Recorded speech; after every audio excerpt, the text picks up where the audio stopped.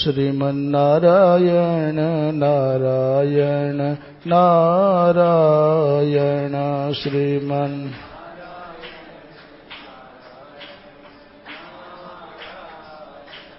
भज मन नारायण नारायण नारायण भज मन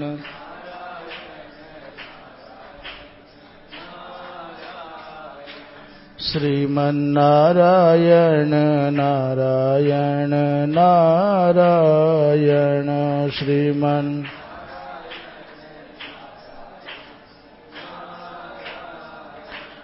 भज मन नारायण नारायण नारायण भज मन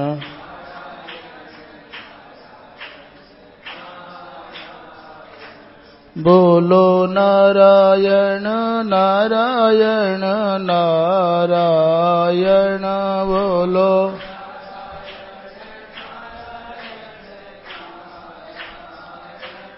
गाओ नारायण नारायण नारायण गाओ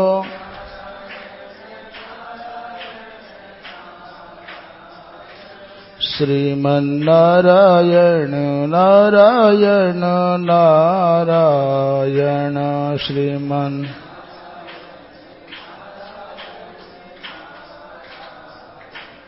भज मन नारायण नारायण नारायण भज मन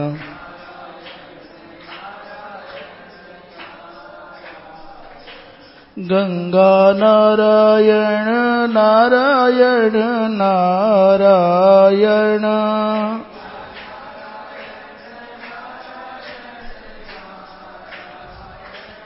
यमुना नारायण नारायण नारायण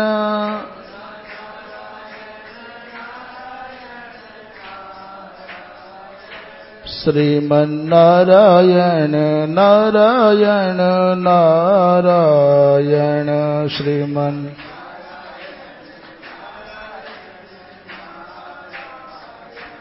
भज मन नारायण नारायण नारायण भज मन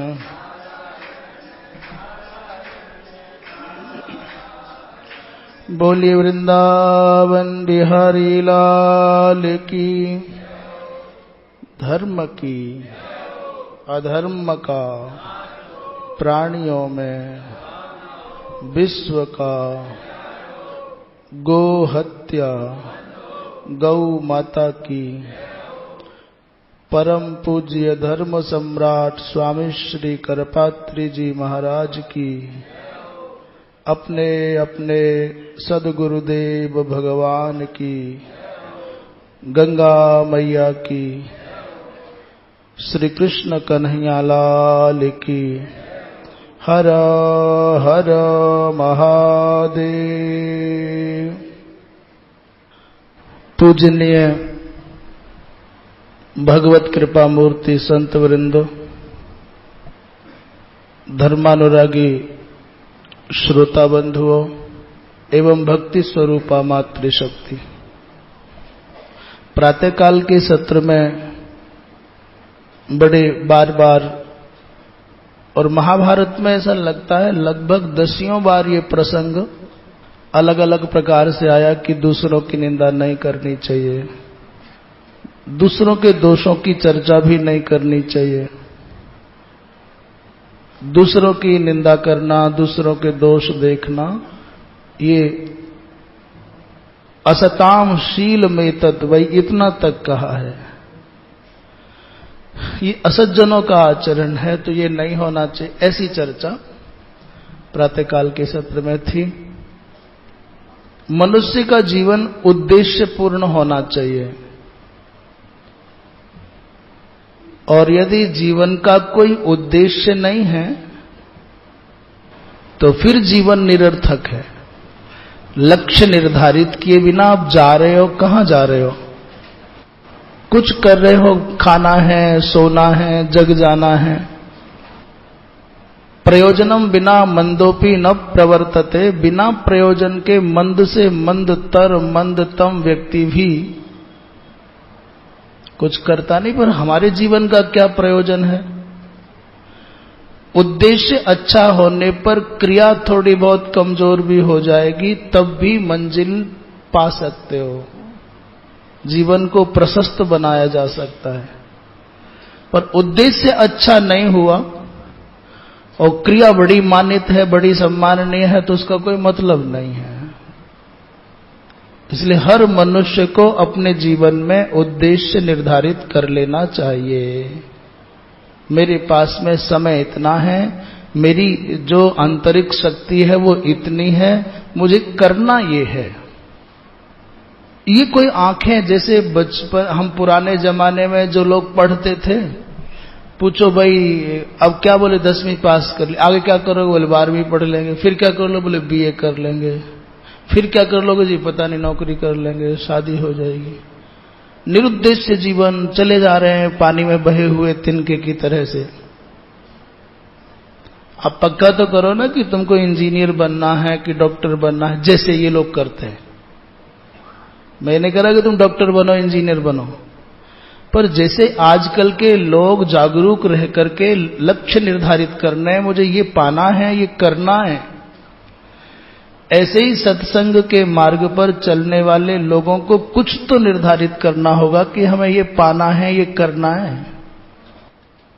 अघोषित सा मान भी लिया कि हमें भगवत प्राप्ति करनी है, तो उसके लिए उस दिशा में बढ़ने को आप हर दिन कर क्या रहे हो?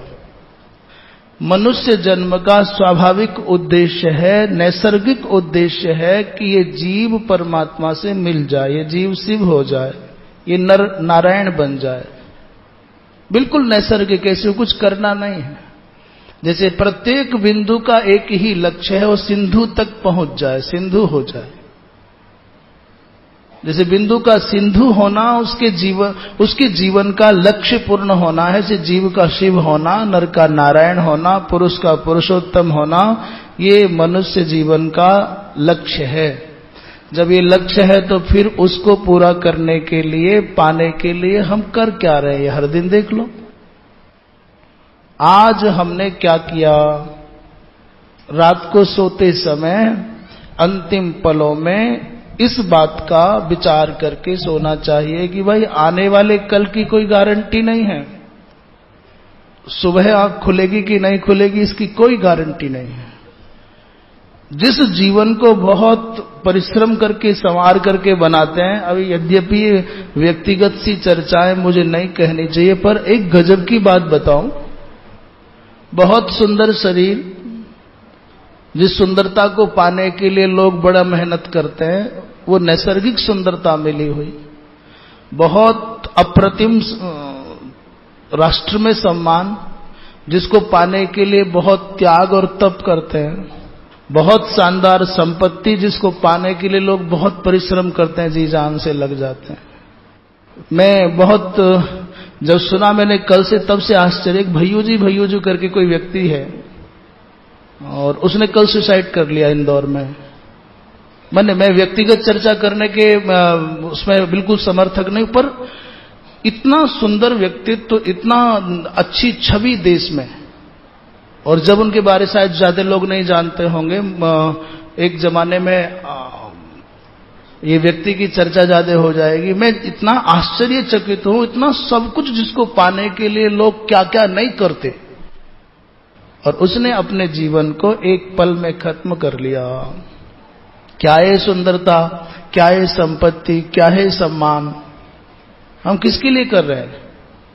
इसलिए संसार की जो जय जयकार है, संसार का जो भी कुछ चल रहा है, इसको बहुत वरीयता, जैसे श्रद्धेय स्वामी जी महाराज बहुत बार कहते थे कि भाई जगत को आप महत्ता दोगे, इसको सत्ता दोगे, और तो भगवत्ता से दूर होते चले जाओगे।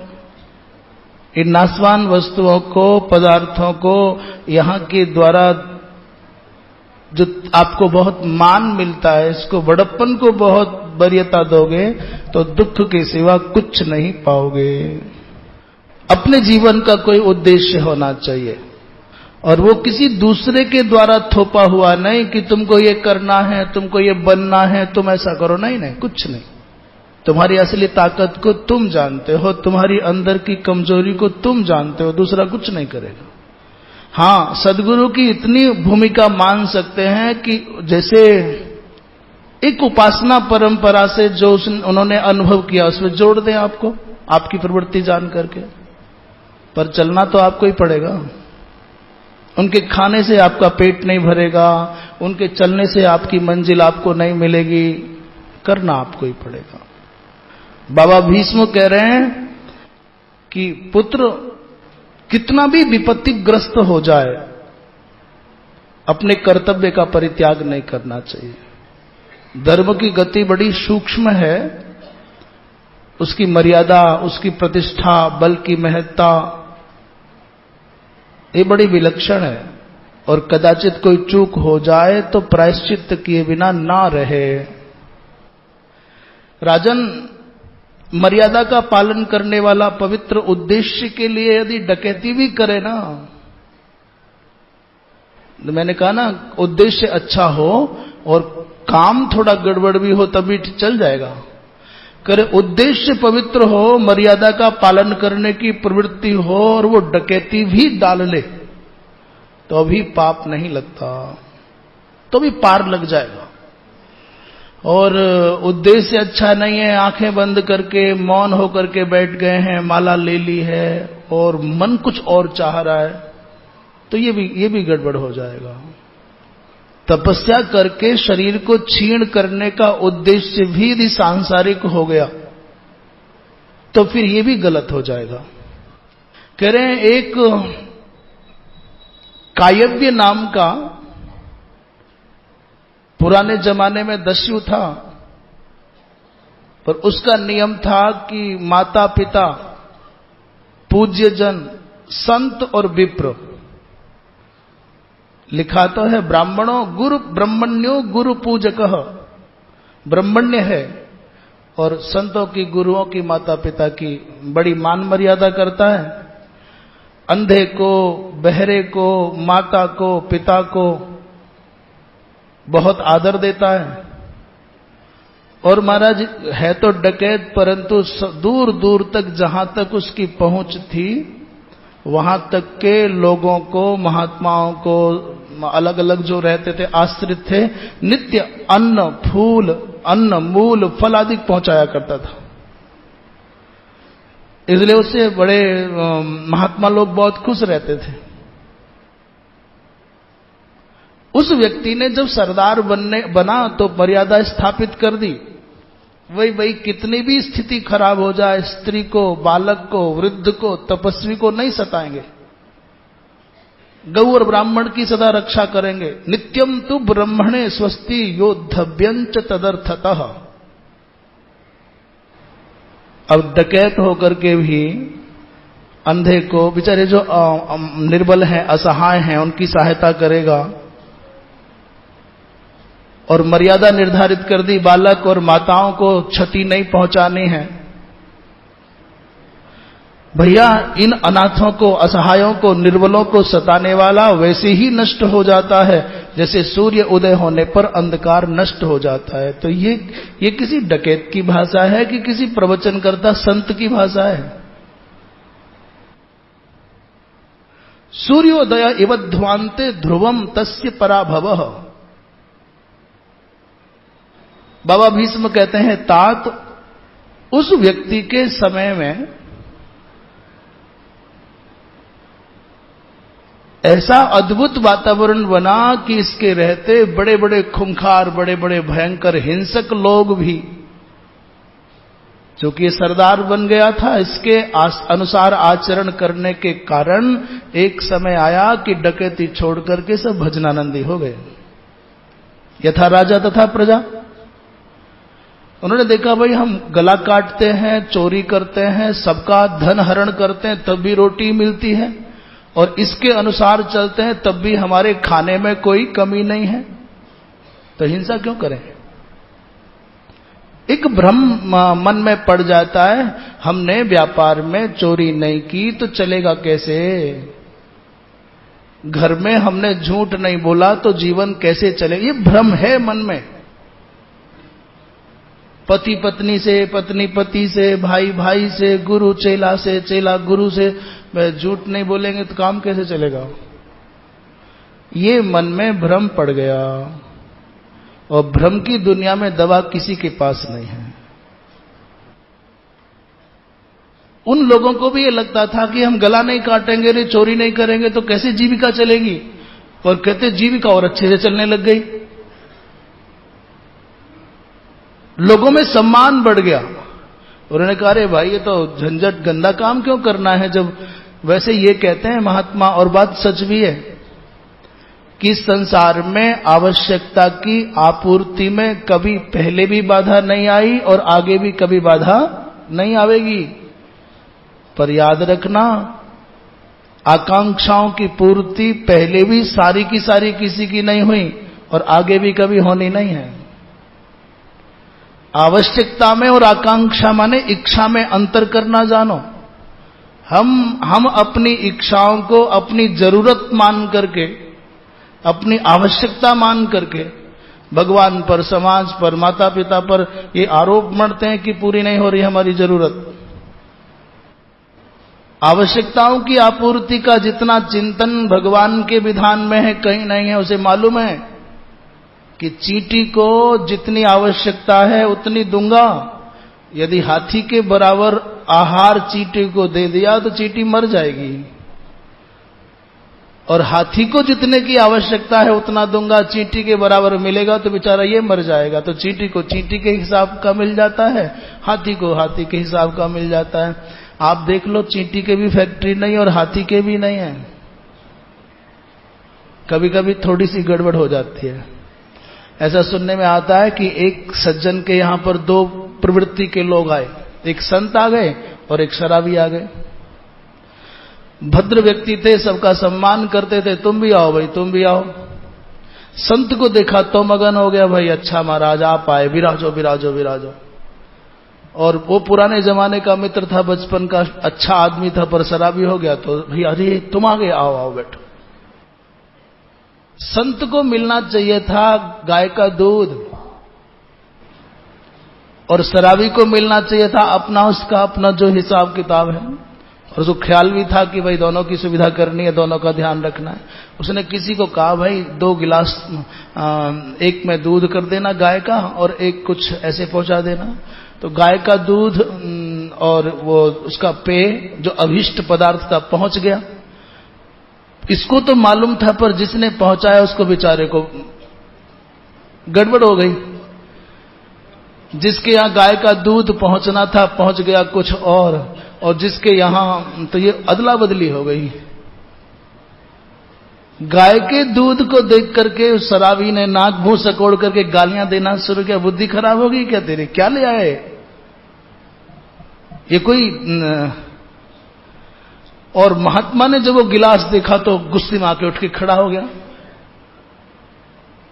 अरे भाई तुमको इतनी भी शर्म नहीं आती है, निर्लज्ज हो गए हो, तुमको होश है क्या कर रहे हो।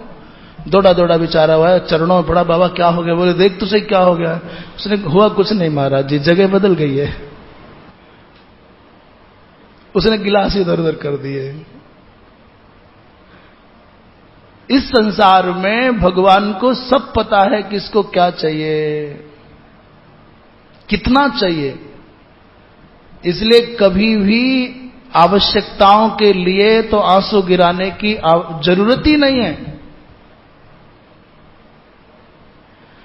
महात्मा लोग तो प्रवचन में कहते ही हैं, संत तो कहते ही हैं, जब दांत नहीं तब दूध दियो।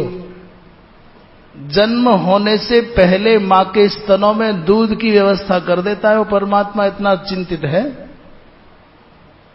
क्यों, उससे पहले क्यों नहीं आ जाता। और बालक की जब आवश्यकताएं नहीं रहती तो कनेक्शन से सप्लाई बंद हो जाती है।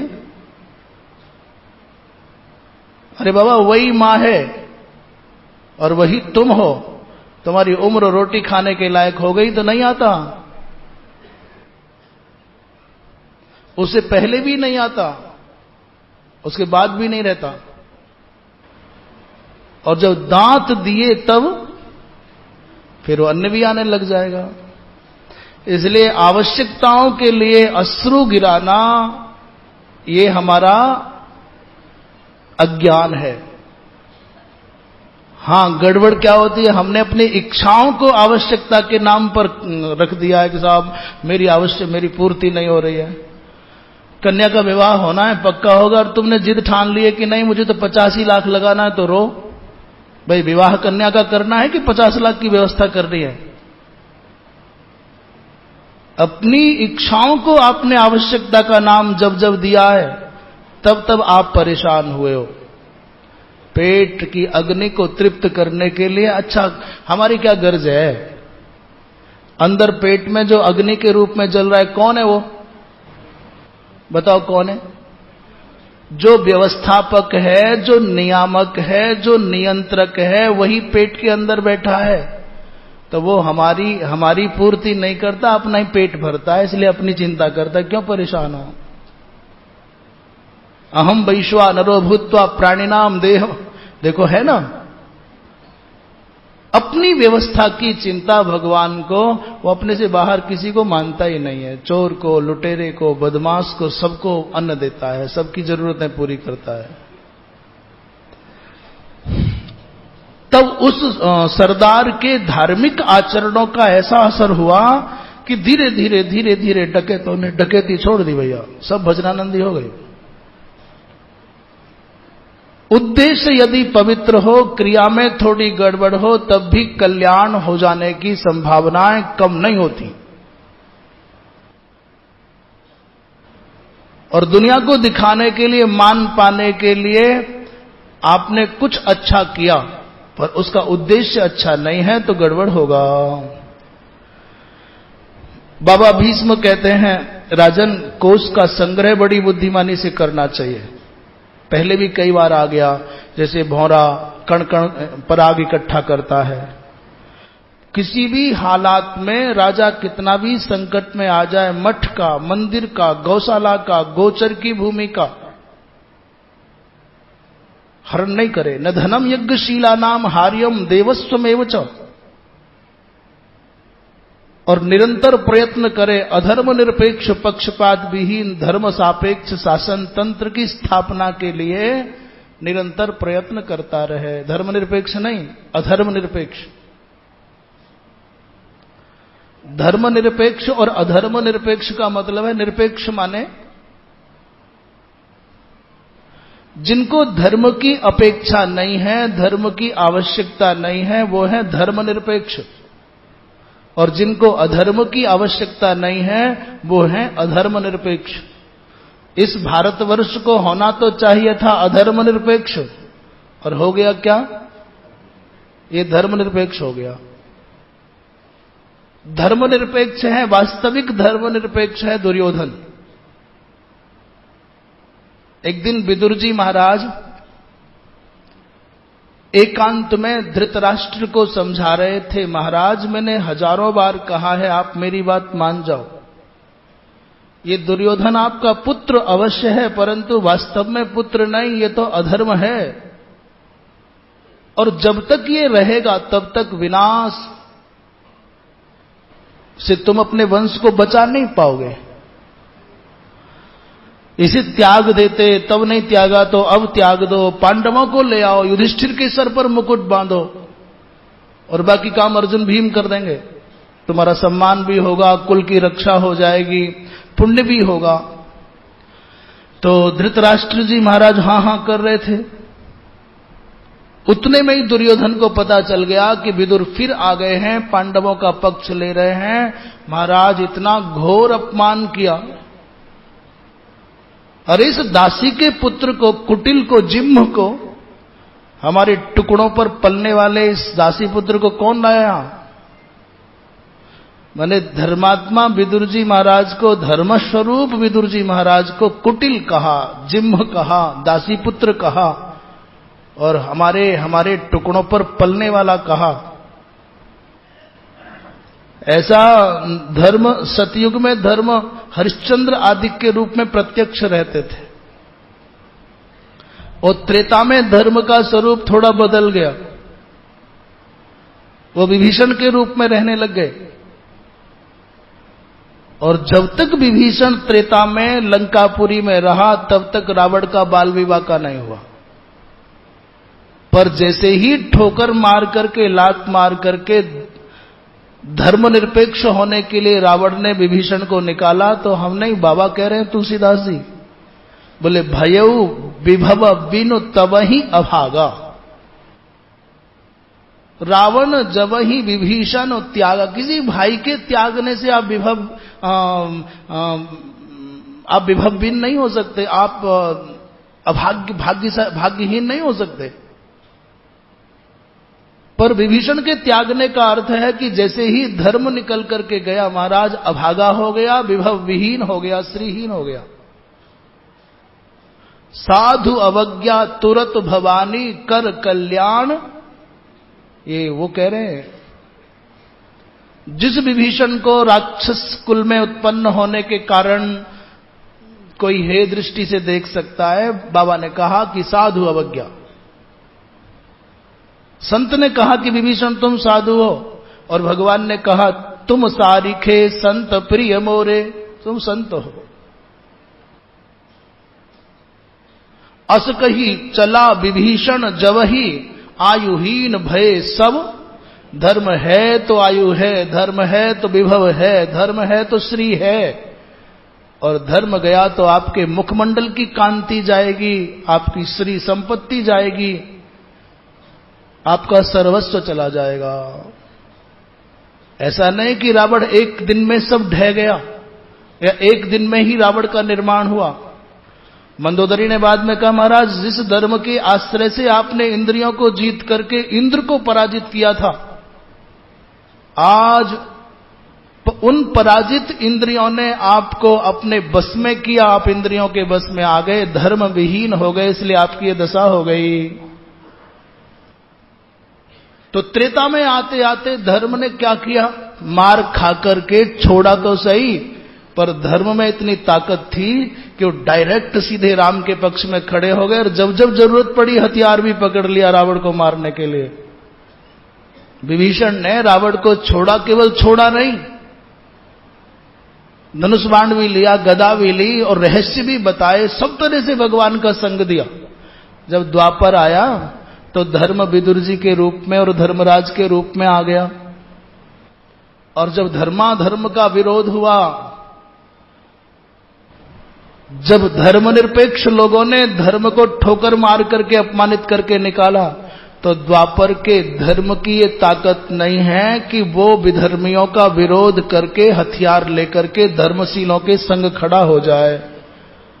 द्वापर के धर्म ने क्या किया, द्वापर का धर्म कौन सा रास्ता चुन रहा है, पलायन का। चलो अपने तीर्थ यात्रा पे जाएंगे, लड़ने दो, अपनी अपनी मर्जी है भाई, लड़ो। विभीषण ने अपने सगे भाई के विरुद्ध खड़े होकर के युद्ध किया, पर विदुर ने यह काम नहीं किया।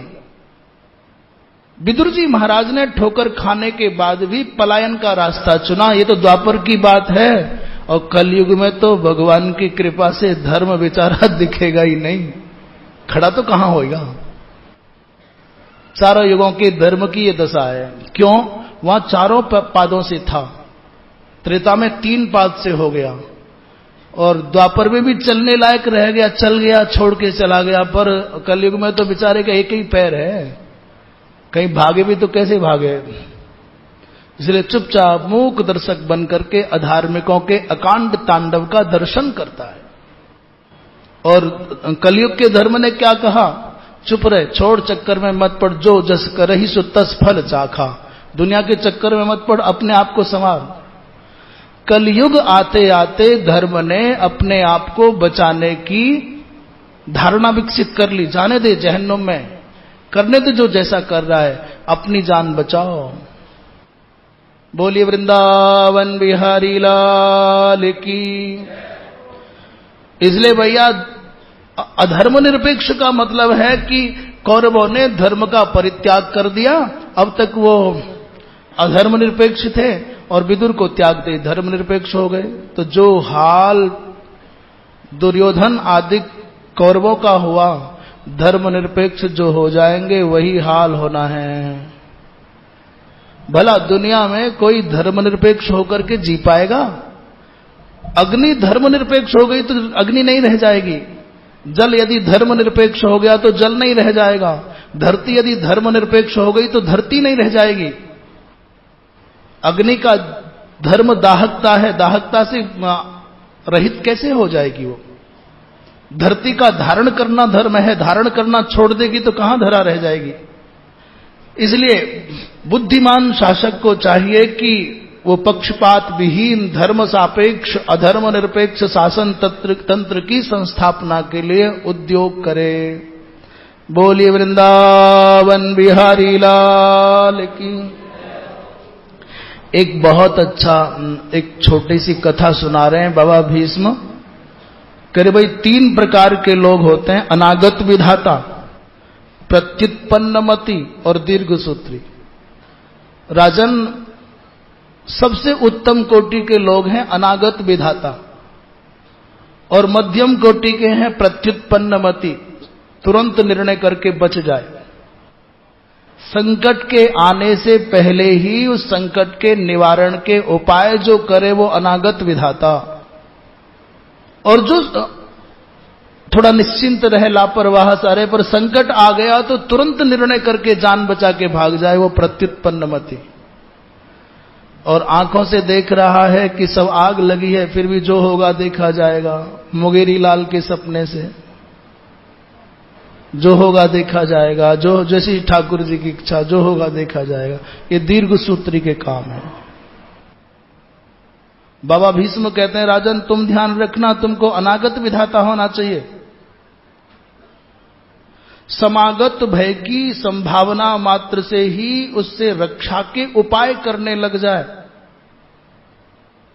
अनागत विधाता च प्रत्युत्पन्न मतिश्चयः और द्वौ एव सुख मेधेते दीर्घसूत्री विनश्यति। राजन एक सरोवर था, उसमें बड़े बड़े विशाल 3 मछलियां, उसे मत्स्य लिखा हुआ है, माने नर मछली मान लीजिए। उन तीनों के अपने अपने वर्ग थे, अपने अपने दल थे, समूह थे या परिवार थे। एक दल का जो नेतृत्व करता था वो अनागत विधाता है, दूसरे का दीर्घसूत्री है, तीसरे का प्रत्युत्पन्नमति है, माने दूसरे का प्रत्युत्पन्नमति, तीसरे का दीर्घसूत्री। एक दिन मछली मारों ने, जो मछुआरे होते हैं, उन्होंने एक सरोवर के पानी को सुखाने के लिए कुछ कोशिश करनी प्रारंभ कर दी। तो जो अनागत विधाता था उसने सबको बुलाया, तीनों वर्गों के लोगों को, भाई भारी संकट आने वाला है, सावधान हो जाओ, जान बचाओ, भागो, छोड़ दो इसको। तो लोगों ने मजाक उड़ाया, उसका खिल्ली उड़ाई, तुम तो पागल हो, तुम तो आकाश में बादल देखते ही चिल्लाने लग जाओगे, बाढ़ आ गई, डूब जाएंगे, मर जाएंगे, जो होना होगा होगा, खाओ पियो मौज करो।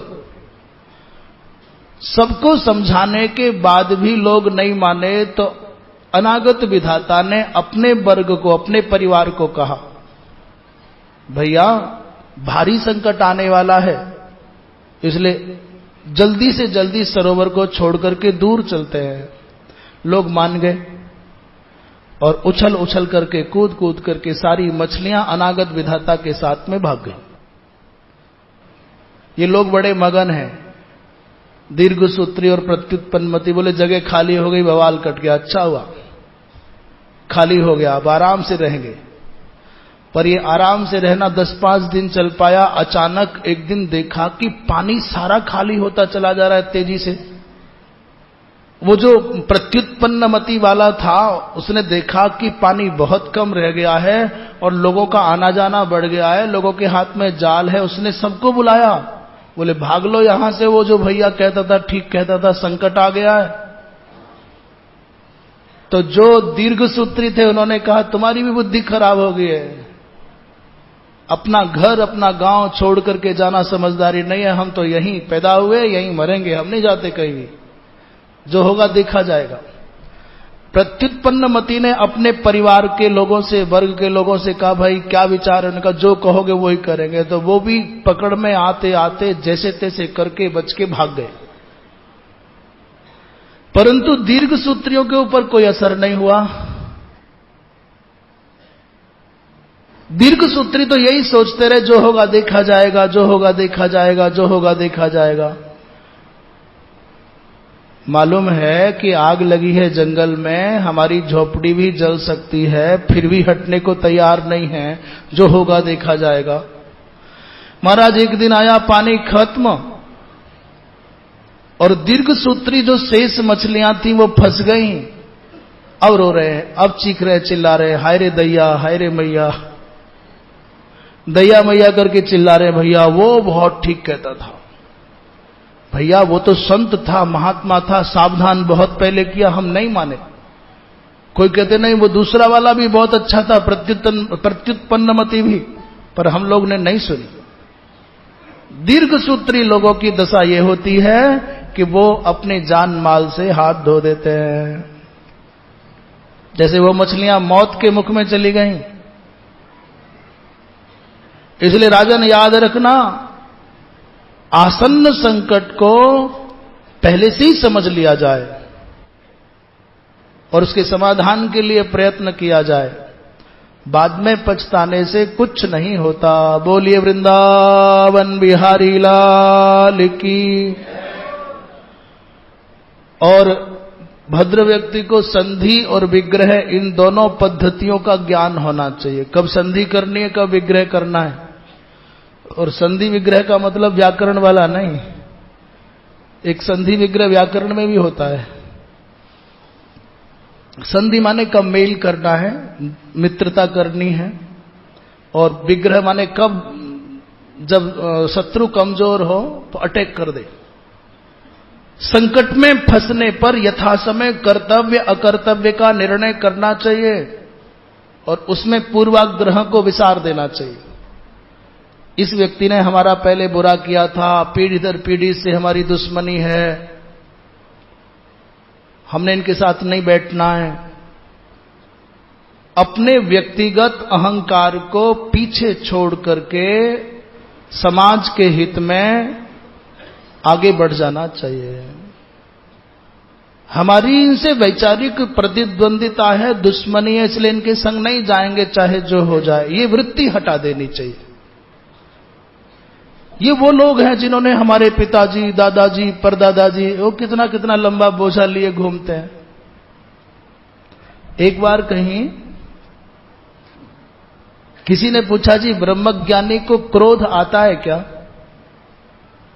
मान लो आपसे कोई प्रश्न करे, जिनको ब्रह्मज्ञान हो गया है, आत्मज्ञान हो गया, उनको क्रोध आवेगा? बाबा तो कह रहे हैं कि क्रोध की द्वैत बुद्धि बिनु, और द्वैत के बिनु अज्ञान। द्वैत बुद्धि के बिना क्रोध नहीं होगा और अज्ञान के बिना द्वैत बुद्धि नहीं होगी। अब मानो आपसे कोई प्रश्न करे, आप जहां भी रहते हो वहां की बाबा या भैया जो भी कहे, ब्रह्मज्ञानी को, तत्वज्ञानी को क्रोध आता है कि नहीं, तो क्या कहोगे? जरा एक बार ऐसी इतनी आवाज में तो बोलो कि हमें पता चल जाए कि आप सुन रहे हो। प्रश्न उठता है कि दुर्वासा जी महाराज ब्रह्मज्ञानी हैं कि नहीं। दुर्वासा जी महाराज प्रभृति जितने बड़े बड़े महात्मा हैं, लोमस ऋषि, भृगु जी महाराज, दुर्वासा जी महाराज, हम तो पूछने का मतलब यह है कि जिज्ञासा जगाना। ये तो बात हमको पता ही है, हम तो बताने के लिए तैयार कर रहे हैं। जैसे किसान खेत बोने के लिए खेत को तैयार करता है, हम तो आपके चित्त की भूमि को बीज बोने के लिए तैयार कर रहे हैं। वो तैयार करना क्या? सावधान करना। सावधान सुन सुमुखी सयानी, राम जी कह रहे हैं माता सबरी से, तो क्या असावधान थी वो? कोई अच्छी बात कहनी होती है तो थोड़ा लोगों को सावधान करना होता है। भगवान ने माता सबरी जो अपलक दृष्टि से भगवान को निहार रही थी, तो भी कह रहे हैं सावधान सुन। ब्रह्मज्ञानी को क्रोध नहीं आना चाहिए। और दुर्वासा जी महाराज ब्रह्मज्ञानी हैं, निरापद बिल्कुल। भगवान कृष्ण ने कहा कि हां, मेरे गुरुदेव दुर्वासा जी महाराज ब्रह्मज्ञानी हैं। उनको तो गुस्सा आता है। तो बोले इसका मतलब क्या हुआ? अंतर इतना है, काम, क्रोध, लोभ, मोह, मद और मात्सर्य, ये जो 6 प्रवृत्तियां हैं, 6 विकार है, किसी के गुलाम बन करके रहते हैं और किसी को गुलाम बना करके रखते हैं, इतना सा अंतर है। काम, क्रोध, लोभ, मोह, मद और मात्सर्य किसी को गुलाम बना करके रखते हैं। जब मन आता है मालिक की तरह से आते हैं और पूरा हिला करके छोड़ के चले जाते हैं, और किसी के गुलाम बन करके रहते हैं। आएंगे उनकी इच्छा से आएंगे, नहीं आएंगे तो नहीं आएंगे। अंतर समझ में आ गया? अच्छा, दूसरी बात क्रोध आने की। क्रोध को 4 प्रकार का माना गया। एक क्रोध वो है जो पत्थर पर खींची गई लकीर के जैसा है, पत्थर टूट जाएगा पर लकीर नहीं मिटेगी। एक क्रोध वो है पक्की जमीन पर खींचे हुए लकीर जैसा है, 10-5 साल चलेगा, खत्म हो जाएगा। एक क्रोध वैसा है जो बालू पर खींची गई लकीर के जैसा है, खींचोगे दिखेगा और एक हवा का झोंका आएगा, खत्म हो जाएगा। और एक क्रोध ऐसा है जो पानी पर खींची गई लकीर के जैसा है, कब खींचा और कब गया। ब्रह्मज्ञानी, ब्रह्मविद, वरिष्ठ तत्वज्ञानी महात्मा को यदि कदाचित क्रोध का एक आवेग किसी संकल्प विशेष की पूर्ति के लिए आया भी तो कैसे आएगा? पानी पर खींची गई लकीर के जैसा, आंखें दिखाई और काम खत्म। उसकी अपेक्षा, उनकी अपेक्षा अच्छे लोगों को जो क्रोध आता है वो बालू पर खींची गई लकीर के जैसा है, खींच गया और खत्म हो गया, हवा के झोंका ने मिटा दिया, आए और गए, खत्म हो गया। इन दोनों प्रकार के क्रोध से संसार में किसी की हानि होने की संभावना न पहले थी न आगे कभी होगी।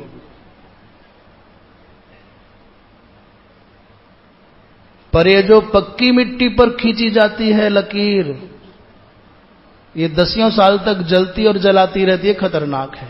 और इससे ज्यादा भी खतरनाक वो है जो पत्थर पर खींची गई है। इसलिए भाई, थोड़ा बहुत कहीं मन में उद्वेग आ जाए तो पल भर का, सेकंड भर का आए और खत्म हो जाना, गांठ बांध करके मत रहो। ये अमुक जाति से अमुक जाति का सहज बैर है, अमुक परिवार का अमुक परिवार से पीढ़ी दर पीढ़ी की दुश्मनी है, अमुक व्यक्ति यदि वहां बैठेगा तो मैं बिल्कुल नहीं जाऊंगा, ये नहीं भाई। ये मूढ़ता की पराकाष्ठा है। व्यक्ति भी कोई स्थायी है क्या? वृत्तियां स्थायी हैं क्या? ये आने जाने वाली हैं, आएंगी और चली जाएंगी। कभी कभी तो लगता है व्यक्ति बुरा हो ही नहीं सकता। अच्छे से अच्छा धर्मनिष्ठ व्यक्ति भी कदाचित सोना पड़ा हुआ है, उसे चारों ओर देखे कोई देख तो नहीं रहा है, और सोने को महत्ता दे दी, सोने को अमूल्य मान लिया, तो घूम घाम के देखेगा कोई नहीं देख रहा है, उठा करके रख लेगा। और उसी समय पर विवेक पूछ ले, विवेक अंदर से आवाज दे, भाई साहब ये सोना क्यों ले रहे हो? आप कहोगे भाई कीमती है, सोना है। बोले तुम्हारा है कि नहीं? अच्छा चलो कितनी कीमत होगी इसकी? 2 तोला, 10 तोला होगा, 1 लाख, 10 लाख, 50 लाख होगी, 1 किलो होगा। 1 किलो कितने का 1 किलो सोना? 30-35 लाख का।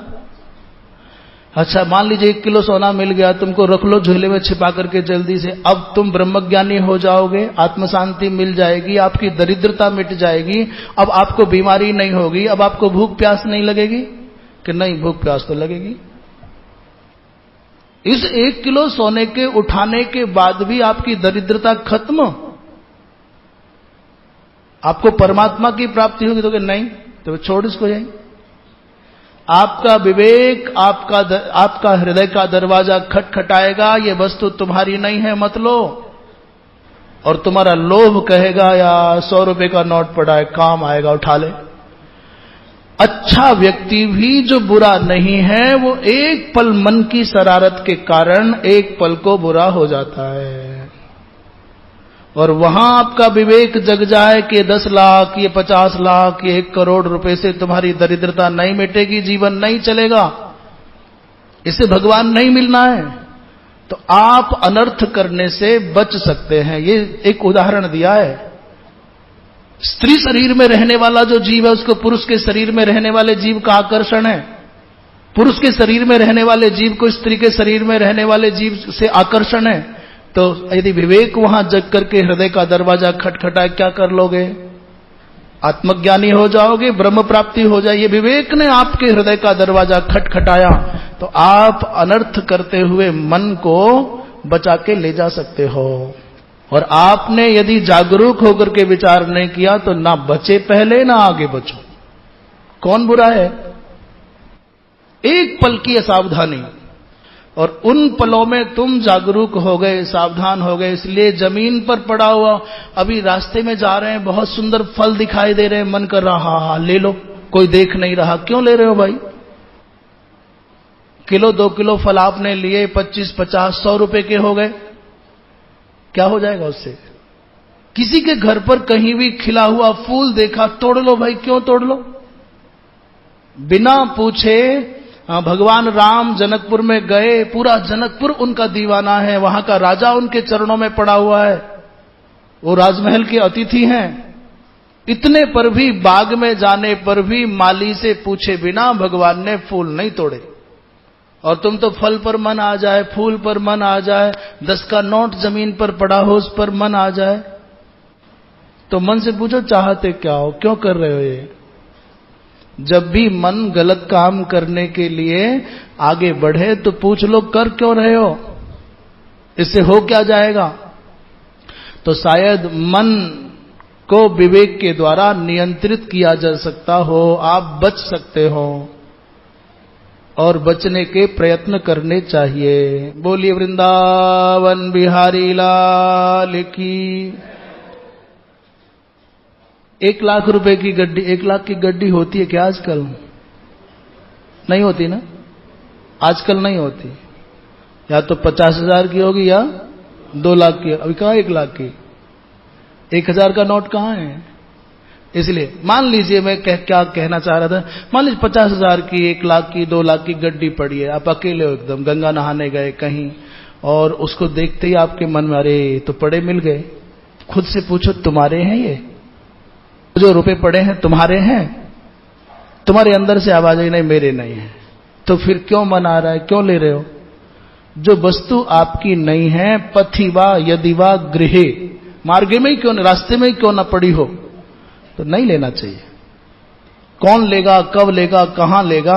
यदि आपकी बहुत आपके अंदर से समाज सेवा जग रही है तो 2-4 लोगों को खड़े करके उठा करके उचित स्थान पर, जहां प्रशासन हो, जहां कोई संस्थान हो प्रामाणिक, भैया किसी का हो सकता है, हमको पता नहीं, रास्ते में पड़ा मिला था, कोई पूछता हुआ खोजने आए तो पहुंचा देना, नहीं तो जो मना है सो करना।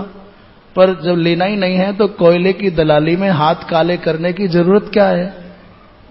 यहां से लिया, यहां देना है, यहां उठाओ, वहां करना है, क्यों? पर परीक्षण करना कभी, पर जिनका मन एक टॉफी पर ही आ जाता होगा, उनसे तुम 2 लाख रुपए की गड्डी से बचने को कहोगे तो कैसे संभव है? लक्ष्मण जी महाराज से पूछा, पुष्पम दृष्ट्वा फलम दृष्ट्वा दृष्ट्वा च नवयौवनम। लक्ष्मण पुष्प को देख करके, खिले हुए फूल को, फल को देख करके, पके हुए फल को, कस्य नो चलते मनः, कौन होगा धरती पर जिसका मन चंचल ना हो जाए? लक्ष्मण जी महाराज ने कहा, जिसकी मां सच्चरित्र होगी और जिसका पिता धर्मनिष्ठ होगा, इन दोनों की संतान का तस्य नो चलते मनः। माता यस्य शुचिर्भूता, ये परीक्षण है अपने मानस के, अपने मन के परीक्षण है। क्या हम इन परिस्थितियों में स्वयं को धर्म के अनुरूप बना पाते हैं कि नहीं, रख पाते हैं कि नहीं? तो कभी कभी अपना परीक्षण करते रहना चाहिए। बाबा कह रहे हैं कि एक समय की बात है, एक जंगल में एक वृक्ष के नीचे नैसर्गिक विरोधी, जन्मजात विरोधी चूहा और बिल्ली दोनों रहते थे। बिड़ाल तो पेड़ पर चढ़ जाता था और चूहा बिल में घुस जाता था। उस चूहा बहुत चालाक होता है, ऐसा सुनने में आता है। इसमें तो लिखा है कि उसने 100 दरवाजे वाले एक बिल को बनाया हुआ था, और हम व्यवहार में सुनते हैं कि चूहा ऐसे बिल में कभी नहीं रहता जिसमें केवल एक ही दरवाजा हो। 4 दरवाजे कम से भी कम चूहे के हर बिल में होते हैं। हम जैसे बचपन में जो जानकारियां हमको विरासत में मिलती हैं परंपरा में, कि 4 दरवाजे कम से भी कम चूहा जरूर बिल में बना करके रखता है, यहां से वहां से कहीं से निकल के भाग जाए। इस चूहे ने 100 दरवाजे बना रखे थे। पलित नाम का चूहा था। कृत्वा सतमुखम बिलम। और लोमस नाम का एक जो बिड़ाल है, बिल्ली है, वो पेड़ पर रहती थी। एक दिन चांडाल व्याध ने, शिकारी ने, जो रोज जाल लगाने आता था, एक दिन उस चतुर लोमस ने ऐसा जाल डाला कि बिल्ली फंस गई। चूहे के तो आनंद आ गए। उसने कहा ये नैसर्गिक दुश्मन मर गया, अब चैन से रहेंगे, अब कोई खतरा नहीं है। पर चूहे का बिल इतना छोटा होता था कि बिल्ली नहीं घुस सकती। थोड़ी देर मगन हो पाया, खुश हो पाया चूहा कि चलो ये दुश्मन मारा गया, परंतु गड़बड़ क्या हुई? चूहे ने देखा कि सामने से जीव लपलपाता हुआ नेवला खड़ा है, मौका देख रहा है। बोले बिल्ली से तो जान बच गई, पर नेवला तो अंदर घुस करके ही मारेगा। अब चूहे के सांस अटक गए। मैं तो सोचता था कि बिल्ली के मरने पर ही भय खत्म हो जाएगा, ये तो मौत सामने खड़ी है। बिल्ली से तो बच भी सकते थे, पर इससे कैसे बचूंगा? ओहो, आज समझ में आ गया, ये बिल्ली केवल मेरे लिए खतरा ही नहीं थी, मेरी सुरक्षा भी करती थी। इस बिल्ली के डर के मारे कभी नेवला पास में नहीं आता था। जैसे ही बिल्ली पकड़ में आई तो नेवला लपलपाता हुआ जीव खड़ा है सामने, और ऊपर डाली पर उल्लू झपट्टा मारने को तैयार है। उसने देखा ऊपर नीचे दोनों ओर मौत है। चूहा बड़ा चिंतित हो गया। वृक्ष पर उल्लू है, धरती पर नेवला है, जाल में बिल्ली है, जाऊं तो कहां जाऊं, कैसे जान बचाऊं? संकटग्रस्त चूहे ने संकटग्रस्त दीन बिल्ली से सच्ची अपने मन की बात कही और प्रस्ताव रख दिया बिल्ली के सामने। मौसी, यदि तू अपनी नैसर्गिक दुश्मनी को त्याग करके मेरी रक्षा की जिम्मेदारी ले, तो मैं तेरा जाल काट सकता हूं। तू ताकतवर है, परंतु जहां काम आवे सोई कहा करे तलवार, यहां मैं ही काम आऊंगा। मेरे तीखे तीखे दांतों से मैं तुम्हारा जाल काट दूंगा, तो तुम्हारी रक्षा हो जाएगी, पर मेरी भी रक्षा कर लेना। बिल्ली ने कहा ठीक है। हे मित्र, मैं भी मौत के मुख में हूं, तुम भी मौत के मुख में हो, तुम मेरी रक्षा करो, मैं तुम्हारी रक्षा करूं। बिल्ली मान गई। बिल्ली ने कहा आजा, जाल के अंदर आजा। जैसे ही चूहा बिल से निकल करके बिल्ली के पास पहुंचा, बिल्ली ने अपनी कांख में छुपा लिया उसको। नेवला बेचारा जीव लपलपाता हुआ हार मान करके चला गया। अब कैसे जाऊं बिल्ली के सामने? उल्लू बेचारा तड़प करके रह गया, हमारे हाथ से भोजन छिन गया। जब चूहा ने देखा कि नेवला चला गया, उल्लू चला गया, तब चूहे ने चैन की सांस ली। अबिला बोला भैया अब तेरा संकट कट गया, मेरा जाल काट दे। देख मेरी वजह से तेरे प्राणों की रक्षा होगी, तेरे 2 दुश्मन भाग गए, अब मेरी जान बचा, जल्दी से मेरा जाल काट दे। पलित ने कहा मौसी बात सुन, यदि अभी मैंने तेरा जाल काट दिया तो तू झपट्टा मार करके मुझको खा जाएगी, इसलिए टाइम पर ही काटूंगा, अभी नहीं। तुम भी सुरक्षित हो जाओगे, मैं भी सुरक्षित हो जाऊंगा। मित्र लोमस, इस दुनिया में कोई किसी का मित्र नहीं, कोई किसी का शत्रु नहीं है। ध्यान से सुन लो मेरी बात। हम दोनों जरूरत के कारण एक दूसरे के करीब आए, और याद रखना मौसी, मैं भोजन हूं और तू भोक्ता है। भोजन में और भोक्ता में कभी मित्रता नहीं हो सकती। ये सब कल्पना लोक की बात है। घोड़ा घास से कभी यारी नहीं करेगा। न कश्चित कस्यचिन मित्रम न कश्चित कस्यचित रिपुः अर्थतस्तु निबध्यन्ते मित्राणि रिपवस्तथा। सब लोग अपने अपने अर्थों से अपने अपने दायरे में बंधे पड़े हैं, अपने लाभ के लिए बंधे पड़े हैं। कोई किसी का मित्र वित्र नहीं, शत्रु वत्रु नहीं है। और हम अपने जीवन का अनुभव बताते हैं, शत्रु होने के लिए शत्रु बनाने की आवश्यकता नहीं है। ये जरूरी नहीं है कि आप किसी को गाली देंगे, किसी की वस्तु छीनेंगे और किसी से झगड़ा करेंगे, किसी की निंदा करेंगे तो शत्रु बनेगा ना। अकारण भी, बिना किसी मतलब के भी शत्रु तैयार मिलेगा।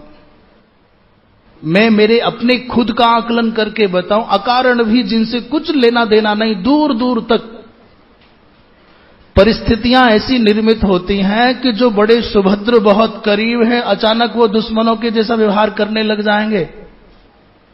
और अचानक कुछ लोग ऐसे तुम्हारे जीवन में करीब आएंगे जिनका दूर दूर का नाता नहीं था। तो ये मित्र शत्रु बनाने से जरूरी नहीं है कि बनते हों, ये परिस्थितियां भी बनाती हैं। एक ही उद्देश्य के लिए अनेक लोग बढ़ रहे होंगे तो उनमें सारे के सारे परस्पर एक दूसरे को दुश्मन की तरह से देख रहे होंगे, चाहे तुम उसमें इन्वॉल्व हो या न हो। पानी में बहते हुए अनेक तिनके जैसे कभी पास और कभी दूर होते रहते हैं, ऐसे ही दुनिया के लोग कभी पास और कभी दूर होते जाएंगे। यहां कोई स्थायी नहीं है, ना मित्र ना शत्रु। सोचो कि ये हमारे अपने खास हैं, इतने वर्षों से आ रहे हैं, तो कोई ऐसी परिस्थिति बनेगी कि गायब। बोलिए वृंदावन बिहारी लाल की। सब स्वार्थ के कारण बंधे रहते हैं। रात धीरे धीरे बीतती रही, लोमस की घबराहट बढ़ने लगी। बार बार चूहे से कहा, भैया देख मैंने तुम्हारा काम किया, तुम मेरा काम करो। चूहे ने कहा, मौसी ठहर जा। और अचानक भैया सवेरा हुआ। बड़े भयंकर भयंकर कुत्तों के सहित, कुत्तों को लेकर के शिकारी रात को जाल डाल जाते थे, दिन में आ जाते थे। सवेरे शिकारी आने लगा। बिल्ली ने कहा चूहे से, देख अब मेरी जान बचा, ये कुत्तों को लेकर के व्याध आ गया है। चूहे ने देखा कि अब आया। जैसे ही चूहे को लगा कि अब एक पल भी विलंब किया तो ये बेचारा फंस जाएगा, तो चूहे ने धीरे से जाल के 2 तने काट दिए। और जाल के वो तने काटते ही बिल्ली को चूहा नहीं दिखाई दिया, जान बचाना दिखा। दौड़ करके तुरंत बिल्ली पेड़ पर चढ़ गई और चूहा बिल में चला गया। चूहा बिल में घुस गया, बिल्ली पेड़ पर चढ़ गई, निराश व्याध लौट गया। उस बिलाव ने, बिल्ली ने कहा, मित्र आज तेरी वजह से मेरे प्राण बचे हैं। मैं सौगंध खाकर के प्रतिज्ञा करता हूं, जब तक दुनिया में रहूंगा तेरे प्राणों की रक्षा करूंगा। आओ अब हम सब मिलकर के खेलेंगे। दरअसल कारण क्या था, बिल्ली को लग रही थी भूख। आजा भैया, तुमसे प्रेम करने का मन कर रहा है, आजा भैया। चूहे ने बिल के अंदर से झांकते हुए कहा कि चाहे तुम 100 सौगंध खाओ, नास्ति मैत्री स्थिरा नाम न च ध्रुव मसौ हृदम। ये भैया मित्रता शत्रुता स्थिर नहीं है। कभी भी अत्यंत विश्वसनीय व्यक्ति पर भी पूरा विश्वास नहीं करना चाहिए, और बिना विश्वास के एक पल जी नहीं सकते। भैया हमारे तुम्हारे मतलब के लिए हम और तुम दोनों इकट्ठे हुए, इसलिए हमारा तुम्हारा नैसर्गिक जो बैर है ये कभी खत्म होने वाला। मैं भोजन हूं, तुम भोक्ता हो, मैं दुर्बल हूं, तुम बलवान हो। अहम अन्नम भवान भोक्ता दुर्बलोहम भवान बलि। इसलिए तुम्हारी मेरी तो दूर की राम राम, ठीक है मौसी, राम राम। बिल्ली ने बहुत कोशिश की चूहा आ जाए, चूहा नहीं आया। चूहा चालाक है, वो चक्कर में नहीं आया। भीष्म जी महाराज कहते, राजन ये जो संधि और विग्रह है, मित्रता और शत्रुता है, ये स्थायी नहीं होती, सावधान रहना चाहिए। अब ये हमारे जीवन में क्या उपयोगिता है, बड़ी जटिल बात हो गई। कितना कौन सोचे कौन मित्र कौन शत्रु है। बस आप तो इतना ध्यान रखो कि जो ज्यादा चालाकी करे, ठगी करे, उससे किनारे हो, समझदारी से काम करो। ज्यादा इतना कौन हिसाब लगाएगा। धर्मराज ने पूछा, पितामह यदि किसी पर विश्वास न करे तो जीना संभव नहीं है, कैसे जियोगे? एक कदम भी चलना संभव नहीं है। बिना विश्वास किए जीना संभव नहीं है, कैसे जियोगे? भोजन बनाने वाले पर आंख बंद करके आपको भरोसा होता, आप खा लेते हो, शक नहीं करते हो। नहीं होटल में जाके पूछते हो क्या कि भाई कुछ गड़बड़ तो नहीं, जहर वहर तो नहीं डाला है? कभी किया, शंका किया? वो जितने पैसे बताएगा पैसे देते हो, खाते हो, चले आते हो। नाई के यहां जाकर के कहोगे मैंने आंख बंद कर रखी, गर्दन तो नहीं काट देगा? नहीं, अब विश्वास करते हो। बिना विश्वास के एक पग भी जीना संभव नहीं है, करना पड़ेगा। और यदि आपने संदेह कर लिया, शक कर लिया, तो चाहे 100 साल जीना, पर हर कदम पर आपको मौत ही दिखाई देगी, अंधेरा ही दिखाई देगा, परेशानी दिखाई देंगी। भगवान की जो वाणी है वो ऐसे नहीं है कि संशयात्मा विनश्यति, माने एक एक पग पर आप 100 बार मरेंगे संशय करेंगे तो। पिताजी क्या सोच रहे हैं, पत्नी क्या सोच रही है, भैया ने क्या सोचा होगा, ये क्या कर रहे हैं, तो मरो। इसी उधेड़ बुन, ये बीमारी है एक। वो लोग मेरे बारे में बुरा सोच रहे हैं, शायद वो बुरा करने वाले हैं, शायद, तो ये मनोरोग है। इस संसार के जितने भी लोग हैं सब मित्र बन जाएं तो भी तुमको मौत से नहीं बचा सकते, और इस संसार के सब लोग शत्रु भी बन जाएं तो भी आपको, जब तक तुम्हारे सांस हैं, भगवान ने तुमको जीने का हक दिया है, मार नहीं सकते। तो इस संसार के मित्रों की, शत्रुओं की हैसियत क्या है? तुम्हारे हाथ की रोटी छीन करके ले जाएंगे, खिलाने वाला वो है। पर जान करके, अकड़ करके, बिना मतलब के व्यवहार खराब नहीं करना, रस खराब नहीं करना जीवन का। जीवन का रस भंग हो गया तो जीवन का स्वाद चला जाएगा। और संशय, शक, ये जीवन का रस भंग करते हैं, स्वाद बिगाड़ देते हैं। विश्वास की छांव तले बनने वाला संबंध अजर अमर है, शाश्वत है। विश्वास की छांव तले जीना, आनंद में, सुख में जीना है। और संशय की तपिश में जरा से भी गए ना, तो जैसे पुष्प की पंखुड़ियां झुलस जाती हैं वैसे झुलस जाओगे। तुम्हारी खुशियां खत्म हो जाएंगी, शांति मर जाएगी। पुत्री क्या करती है, पत्नी क्या करती है, कौन क्या करता है, वो क्यों आता है, मर जाओ सोच सोच करके। इसलिए आनंद में जीना। वृंदावन बिहारी लाल की। राजन, काम्पिल्य नगर में ब्रह्मदत्त नाम के एक राजा थे। काम्पिल्य नगर कहां है? वर्तमान काल में संभवतः काम्पिल्य नगर का मतलब है कन्नौज और फर्रुखाबाद के आसपास की भूमि। द्रुपद और द्रोणाचार्य के साथ में जब झमेला झगड़ा हो गया और अर्जुन के कारण द्रोणाचार्य जी महाराज ने द्रुपद को कैद कर लिया, और जब राज्य का बंटवारा हुआ तो गंगा के इस पार का राज्य द्रोणाचार्य के पास और इस पार का राज्य द्रुपद को मिला, आधा आधा। पहले संभवतः द्रुपद की राजधानी बरेली जिले में आंवला के पास में मानी जाती थी, और बाद में जब बंटवारा हो गया तो काम्पिल्य नगर को अपनी राजधानी चुना द्रुपद ने। वो कन्नौज से इधर फर्रुखाबाद के पास में एक जगह है जहां उसको उनकी राजधानी मानी जाती थी। द्रौपदी वहीं की थी। तो महाराज, उस काम्पिल्य नगर में ब्रह्मदत्त नाम के बड़े धर्मनिष्ठ राजा रहते थे। शास्त्रज्ञ हैं, तत्वज्ञ हैं, सब भाषाओं को जानने वाले हैं। उनकी मित्रता हो गई एक बहुत सुंदर सौम्य चिड़िया के साथ में। ब्रह्मदत्त को सब पशुओं की, पक्षियों की भाषा का ज्ञान था, तो चिड़िया के संग दोस्ती हो गई। चिड़िया बड़ी धर्मनिष्ठा है, बड़े तत्व को जानने वाली है। दोनों के स्वभाव एक जैसे थे, दोनों संग संग रहने लग गए। महाराज एक दिन की बात है कि जिस दिन महाराज ब्रह्मदत्त के यहां पुत्र रत्न हुआ, संयोग की बात है, उसी दिन चिड़िया के यहां भी एक छोटा सा बच्चा पैदा हुआ, एक ही दिन। कृतज्ञा जो पूजनी है वो हर दिन जंगल से जब आती है दाना चुग करके, तो दो छोटे छोटे बहुत मधुर मधुर अमृत के समान सुरस फल लेकर के आती है हर दिन। एक राजकुमार को देना है और एक अपने पुत्र को देना है। राजकुमार में और अपने पुत्र में चिड़िया भेद नहीं करती, दोनों का बराबर ध्यान रखती है। फलमेकम सुताय अदात और राजपुत्राय चापरम। धीरे धीरे धीरे धीरे राजकुमार बड़ा होने लग गया और चिड़िया का बच्चा भी फुदकने लग गया, चलने लग गया।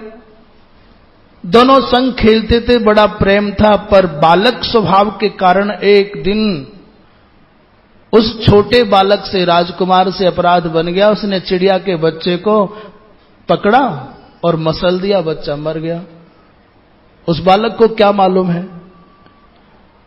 महाराज जैसे ही बच्चा मरा, पूजनी आई जंगल से दो फल लेकर के, एक अपने पुत्र के लिए, एक राजपुत्र के लिए। जैसे मृत पुत्र को देखा तो चीत्कार करने लग गई, मां का मातृत्व जग गया, आंखों से आंसू बहने लग गए। डबडबाती आंखों से रोती हुई पूजनी ने देखा, वो फल फेंक दिए और पुत्र की लाश से लिपट गई।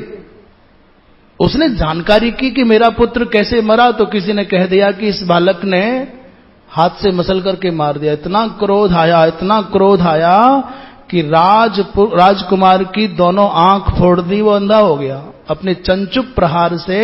उस चिड़िया ने, आपको तो लगता है वो चिड़िया है, पर जैसे मानवी माता को अपनी संतान की ज्यादा चिंता होती है ना, उससे कम स्नेह, उससे कम वात्सल्य किसी पशु पक्षी माता में नहीं होता। आप ये मत सोचना कि केवल मानवी मां ही स्नेह करना जानती है। गाय का जो बच्चा होता है तो उसकी गंदगी को साफ करने के लिए वो वत्सला मां अपनी जिह्वा से चाट चाट करके ही साफ कर देती है। वो सोचती नहीं कि गंदगी में है। और जरा कोई बछड़े को लेने के लिए छूने को भागे तो मारने को भागती है गाय। आपने ध्यान से देखा हो कि नहीं देखा हो, जो कुतिया होती है उसका मातृत्व इतना प्रौढ़ होता है कि छोटे बच्चे को कोई छूने जाता है तो खाने को दौड़ती हो। आंखें फोड़ दी और आकाश में स्थिर होकर के बोली, स्वेच्छया कृत पाप का सद्य फल मिल जाता है। पापम कर्म कृतम किंचित यदि तस्मिन् दृश्यते तो नृपते तस्य पुत्रेषु पौत्रे स्वपिच नप्त्रिषु। एक बड़े सिद्धांत की बात कह दी चिड़िया ने। किसी ने पाप कर्म किया है और उस पाप का फल तुरंत ना मिले तो देर में मिलता है, पर ब्याज के सहित मिलता है। यदि उसको ना मिले तो उसके पुत्रों को मिलता है, और पुत्र भी यदि वंचित रह गए तो पौत्रों को भोगना पड़ता है। एक सिद्धांत विरोधी बात लग रही है। सिद्धांत यह है कि जो व्यक्ति कर्म करता है उसका फल भोगना पड़ता है, करता ही भोगता है। पर यह कह रहे हैं कि नहीं, पाप कर्म करने वाले व्यक्ति को तत्काल उसका फल नहीं मिलता तो उसके पुत्र को मिलेगा अथवा अगली पीढ़ी पौत्र को मिलेगा। ये क्या हो गया? बोले जो उस पाप का प्रत्यक्ष फल है वो तो कर्ता को ही मिलेगा, पर उस पाप के फल की जो छाया है, जो दरिद्रता है, दीनता है, दौर्भाग्य है, अश्रुपात है, वो पड़ोसियों को भी मिलेगा। वो कैसे? जैसे शुभ कर्म करने वाले व्यक्ति का संग करने वाले को सुख मिल जाता है। आपका किसी पुण्यात्मा से संबंध हुआ होगा, किसी सत्संगी से संबंध हुआ होगा, मित्रता हुई होगी, और आप उसके संग के चस्के में गीता भवन आ गए होंगे। कोई लेके आया होगा आपको, कोई प्रेरक रहा होगा। अच्छे व्यक्ति से आपके विचार मिलने लग जाएंगे तो कहेगा चलो बद्रिकाश्रम चलते हैं, चलो भाई जगन्नाथपुरी चलते हैं, चलो भाई अब तो रामेश्वरम चलते हैं। और बुरे आदमी से आपकी मित्रता होगी तो चलो आ ना यार ताश खेलेंगे, और टप टप टप टप दिन खराब करोगे, जीवन खराब करोगे। गंदी कुसंगति में रहोगे, कुसंग में रहोगे तो वो अपने जैसे काम कराएगा। और अच्छे लोगों का संग करोगे तो वो किसी ना किसी बहाने से आपसे अच्छे काम कराएगा। ऐसे ही पुत्र और पौत्र भी वही लोग बन के आएंगे जिनका इस सब में हिस्सा होगा, इसीलिए उनका फल भोगना पड़ेगा। नातेदार रिश्तेदार भी तो वही बनेंगे। इसलिए भाई ब्रह्मदत्त ने पूजनी से कहा, देवी मेरा आपसे प्रेम है, संबंध है।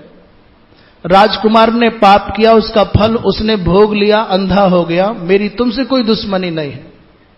जो हुआ बहुत अच्छा हुआ है, बैर की आग को शांत कर देना चाहिए। हम और आप पहले की तरह से साथ रहा करेंगे। चिड़िया ने कहा, महाराज सुनो, कोई किसी का मित्र शत्रु नहीं होता है। जब जब आप अपने पुत्र को अंधा देखेंगे तब तब आपको मेरे द्वारा किया गया अपराध याद आएगा, और किसी दिन आपके मन में उद्विग्नता हो गई तो आप भी तो इस बालक के पिता ही हैं, मेरे गला दबा दोगे, मैं साथ नहीं रहूं। महाराज बैर के 5 कारण होते हैं। स्त्रीकृत बैर है जो राम रावण की शत्रुता है, घर और भूमि के लिए कौरव और पांडवों की शत्रुता है, कठोर वाणी के कारण बिना मतलब अपशब्दों का प्रयोग करोगे, और जातिकृत माने बिल्ली और चूहा का, और पूर्वकृत पूर्व जन्मकृत किसी अपराध के कारण भी दुश्मनी का प्रहार हो जाता है।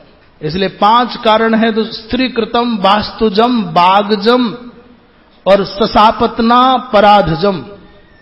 इसलिए राजन अब महल में तो नहीं रहना है, तुम 100 शपथ खाओगे तब भी महल में नहीं रहोगे। कोई किसी को नहीं मारता, काल ही निमित्त बना करके खेल खेलता है। मैं तुमको अपराधी नहीं मानता हूं, आप जो कह रहे हो ये बात सब ठीक है, पर अब रहना नहीं है। और एक बात बहुत जोर की कही है चिड़िया ने, बोले मनुष्य का इस संसार में किसी से प्रेम नहीं है। चिड़िया कह रही है। बोलिए कृष्ण कन्हैया लाल की। इस मनुष्य का पशु और पक्षी के साथ में तो बिल्कुल प्रेम नहीं है। पहले तो यह है कि मनुष्य किसी से प्रेम नहीं करता, अपने मतलब से प्रेम करता है। उपनिषद में आया, न कश्चित कस्यचित प्रियो भवति। कोई किसी को प्रेम नहीं करता, अपने मतलब के लिए सब प्रेम करते हैं। दूसरा कहा कि इस मनुष्य का जो पशुओं के साथ में पक्षियों के साथ में प्रेम करने का नाटक है, उसके 2 कारण हैं। राजा ने पूछा कौन कौन से? बोले बध या बंधन। इस मनुष्य जाति का पशुओं के पक्षियों के साथ जो संबंध है, बध या बंधन। बध क्यों? बोले पेट की भूख मिटाने के लिए। और बंधन क्यों? बोले मनोरंजन के लिए। और इस बात पर विचार करना, इस मनुष्य ने पशुओं को पाला होगा तो मनोरंजन के लिए या भूख मिटाने के लिए पाला होगा। तोता पाल रहे हो, नहीं खाओगे पर मनोरंजन करोगे जीवन भर, दुनिया को दिखाओगे हमारे घर पर तोता है, वो बोलता है, बड़े मगन होते हो। इस मनुष्य का महाराज केवल 2 ही है, बध या बंधन। खाने के लिए बध है और मनोरंजन के लिए बंधन है। तीसरा कोई कारण नहीं। भक्ष्यार्थम क्रीडनार्थं च नरा वांछन्ति पक्षिणः, तृतीयो नास्ति संयोगो बध बंधाद्रते क्षमः। हम विचार करके देख लें तो बात बिल्कुल 100% सही है। इस मनुष्य ने पशुओं से पक्षियों से प्रेम करने के पीछे 2 ही रास्ते चुने होंगे। बांध करके तब तक रखता है जब तक उनसे हमारा काम चलता है, मनोरंजन होता है, और बाकी मार करके खा जाता है। 2 ही है। इसलिए मुझे तो ये कह दूं, थोड़ा अतिरेक हो जाए। मुझे ऐसा लगता है कि जैसे मारने वाले पशुओं को पक्षियों को मारने वाले जितना बड़ा अपराध करते हो, शायद उससे कुछ हल्का फुल्का अपराध होता होगा, पर एक ही पंक्ति में दोनों बिठाए जा सकते हैं, चाहे वो पक्षियों को पशुओं को मारने वाले हों और चाहे उनको पालने के नाम पर पिंजड़े में बंद करने वाले हों। और मैं ये बात इसलिए कह रहा हूं थोड़ा विचार करके कि यदि मेरी बात तुम्हें कुछ ज्यादा सी लगती हो कि तोता पालना, मोर पालना, ये पालना, वो पालना, तो भाई ऐसा सोच लो थोड़ा कम अपराध होगा। पर है मनोरंजन ही। स्वतंत्रता जैसे आपको प्रिय लगती है, संसार के हर जीव को स्वतंत्रता प्रिय लगती है। एक महात्मा तो भागवत की कथा में तोते को पिंजड़े के रूप में, श्रोता के रूप में भी रखने को तैयार नहीं थे। कह नहीं, मुझे बंधन स्वीकार नहीं है, हटाओ उड़ाओ। तो यदि किसी में तोता वगैरह पालने की प्रवृत्ति हो और ये कथा सुनी हो तो विचार कर लेना, बाकी आपकी मर्जी है, जो कर रहे हो सो ठीक है। बोलिए वृंदावन बिहारी लाल की। स्वतंत्रता सबको अच्छी लगती है राजन, सुख सभी को चाहिए। बुढ़ापा, दुख और धन की हानि ये किसी को अच्छा नहीं लगता। विद्या शौर्यंच दाक्ष्यंच बलम धैर्यंच पंचमम मित्राणि सहजान्याहुर वर्तयंती तैर्बुधः। विद्या, वीर्य, कार्य कुशलता, शक्ति और धैर्य, इनसे बढ़कर के कोई और मित्र नहीं है। विद्या, आप चाहे जहां चले जाना वहां आपको सम्मान दिलाएगी। शौर्य आप में होगा तो चाहे जहां चले जाना आपको सम्मान मिलेगा। और कार्य कुशलता होगी तो अपरिचित लोगों में चले जाओगे, वहां भी अपनी जगह सम्मान पूर्वक बना लोगे। बल आप में होगा और धैर्य आप में होगा तो कहीं रहना। ये असली मित्र तो ये हैं, बाकी सब मित्रता के संबंध नकली हैं। ऐसा कह करके वो चिड़िया उड़ गई। बोली वृंदावन बिहारी लाल की।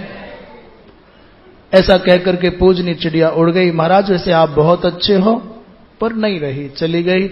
महात्मा धर्मराज युधिष्ठिर से बाबा भीष्म कहते हैं, राजन एक बार जिससे संबंध खराब हो जाए फिर दोबारा उस पर भरोसा नहीं करना। याद रखना, फिर वो विश्वास के लायक नहीं है। और जिस व्यक्ति ने स्वप्न में भी तुम्हारा अहित नहीं किया हो, पहले कभी बुरा नहीं किया है, धनहरण नहीं किया, झूठ नहीं बोला, कपट नहीं किया, किसी और के संग नहीं किया, तो फिर तुम उस पर बिना मतलब के संदेह नहीं करना।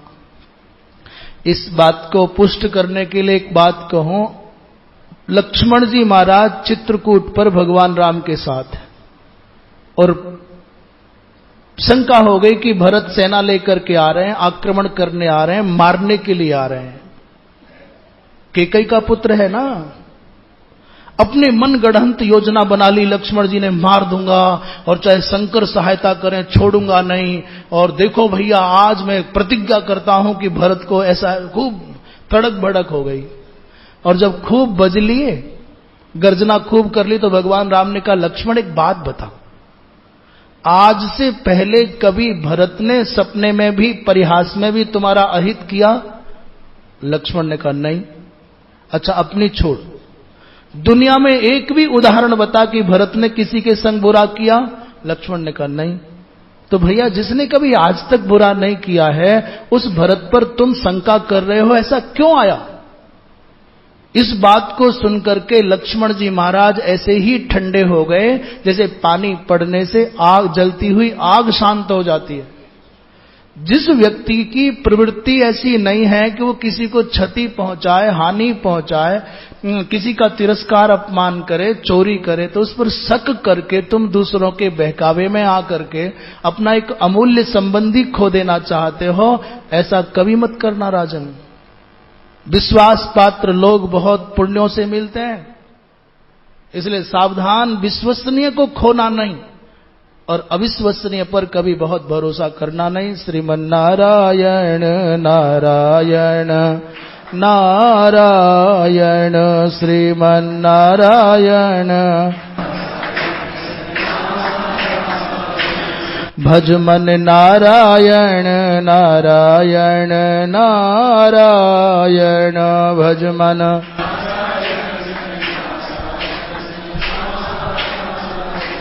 बोलो नारायण नारायण नारायण।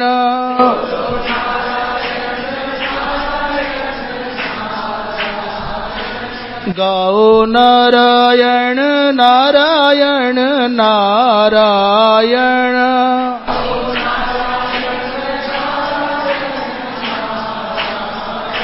श्रीमन्नारायण नारायण नारायण श्रीमन्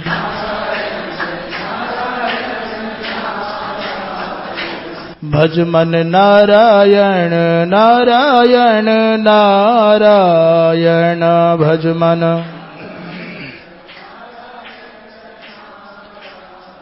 बोलिए वृंदावन बिहारी लाल की हर हर।